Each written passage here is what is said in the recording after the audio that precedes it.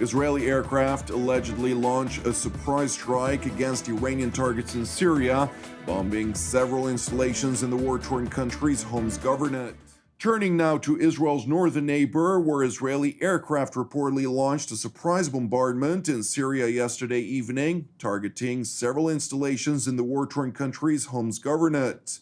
According to several reports, which were subsequently confirmed to TV7 by sources on the ground, the alleged Israeli strike, which originated from Lebanese airspace, targeted the Al-Shayrat military airport, where an unidentified cargo plane had just arrived from the Syrian T4 military airbase. Syrian army positions in the town of Sarakib came under joint shelling from the Turkish army and Turkish-backed armed groups late on April the 1st.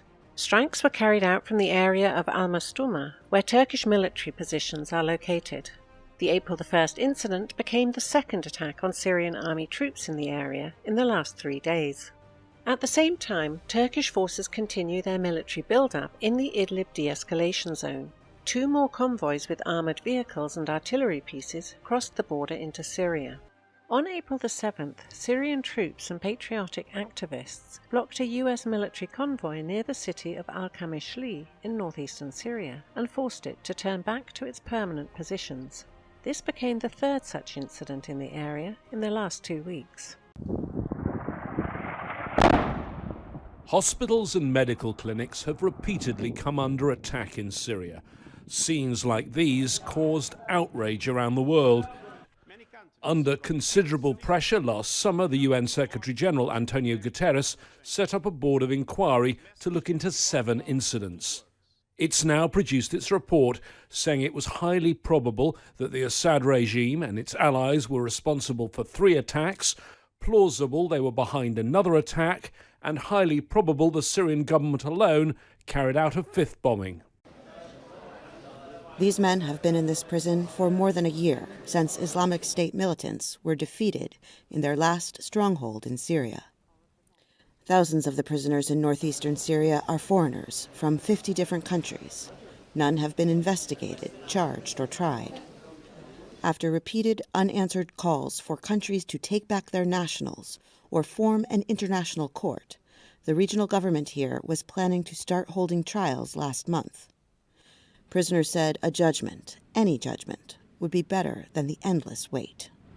Officials in northeastern Syria have said repeatedly that they cannot alone protect, guard, and serve justice to the more than 10,000 suspected militants in their custody. These prisoners were the ones that fought to the end. We defeated them, but they fought until the last minute. They are not just a threat to Syria, but to the whole world.